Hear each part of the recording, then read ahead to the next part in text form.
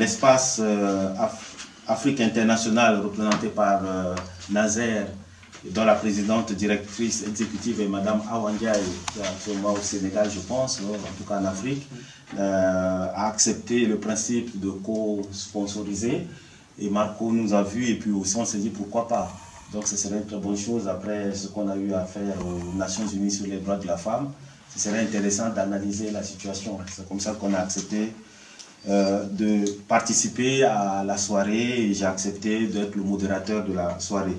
Donc nous aurons deux, comme vous l'avez vu, Madame Awa Ndiaye n'étant pas là, donc le mot introductif ne sera pas prononcé en tant que tel, donc je fais l'introduction de manière générale.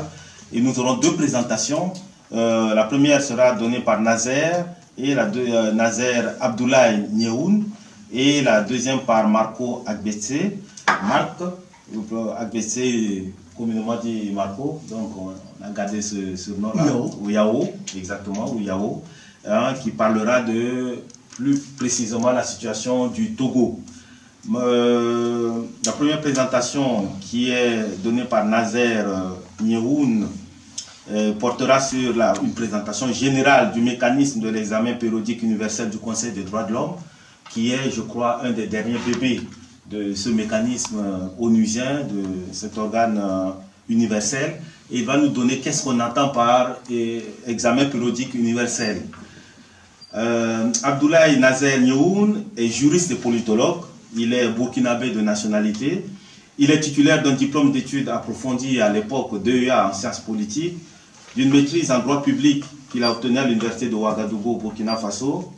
Et d'autre part, il est titulaire d'un diplôme de spécialisation en droit économique, socio-culturel qu'il a obtenu du collège universitaire Henri Dunant à Genève. De 2005 à 2007, il a été chargé de recherche au Centre d'études européennes et de l'intégration de l'université de Ouagadougou. Et à ce titre, il a assuré des travaux dirigés à la faculté de droit de Ouagadougou au Burkina Faso. Il a également été consultant pour le Centre pour la gouvernance démocratique, qui est également situé à Ouagadougou. Abdoulaye Nazer est actuellement le chargé de la recherche documentaire du Centre d'études juridiques africaines que je dirige et que nous avons cofondé avec Jacoba et d'autres juristes africains. Il est également le représentant principal de l'ONG Espace Afrique International à l'ONU, à Genève. Et dans ce cadre-là, il a quand même une expérience pratique de l'EPU. Et ensuite, en même temps, il est le coordonnateur des activités que le CEJA, notre centre, mène en accord avec Espace Afrique International. Donc, c'est lui qui fera la première présentation. La deuxième présentation, qui est relative aux défis concernant la mise en œuvre des recommandations de l'EPU Togo, quelques pistes de réflexion ponctuées de bonnes pratiques, et ça montre déjà que ça sera très pratique.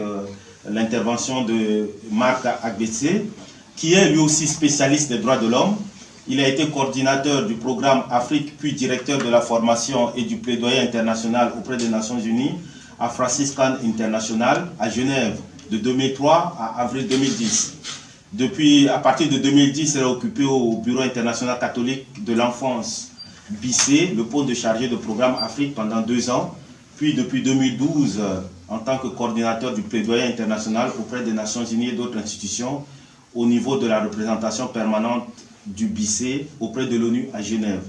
Je dois dire que le BICE fait un travail extraordinaire dans le cadre de la protection de l'enfant dans le monde en tant que tel, et je suis également membre de leur conseil consultatif.